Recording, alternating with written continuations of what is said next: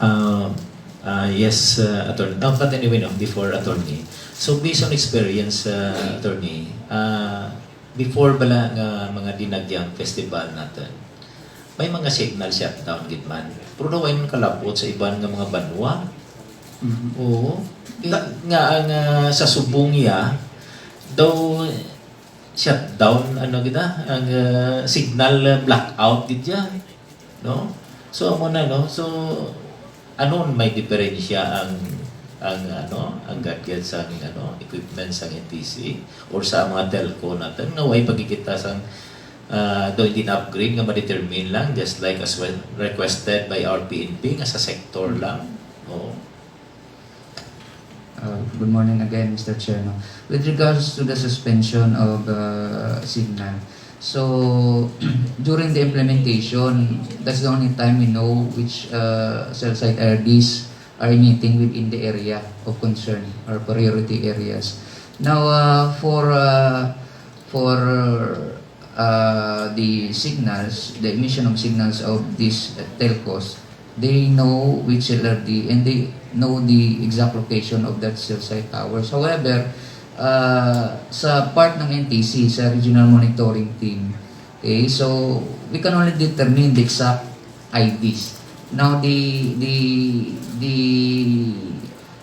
IDs which wherever na nanggagaling yon is we cannot really parang tingnan namin ahead of time kasi yung concern lang namin kung ano yung pumapasok doon sa area. Now it is the telco who really who knows their service areas and which areas or which cell site towers may emit inside the priority areas. During the set implementation, before the set implementation, rather, Honor, the telcos sent a text blast advising that neighboring areas will be affected. So I do not know if you have received it, but I know for a fact that in Guimaras, I think they are clamoring that they have not received the set advisory.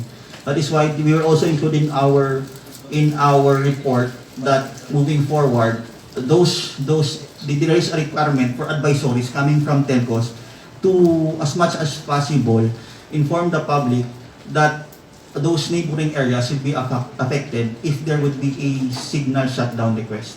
Now, on the part of NTC, our directive is just to follow the monitoring which was from the Commission. That is why we understand all the grievances or the claimor or all the information that we have acquired during the past 3 meetings that we have attended, and we are listing everything so that we could make an accurate report to the Commission regarding what happened during the said implementation of the Dinagyang shutdown.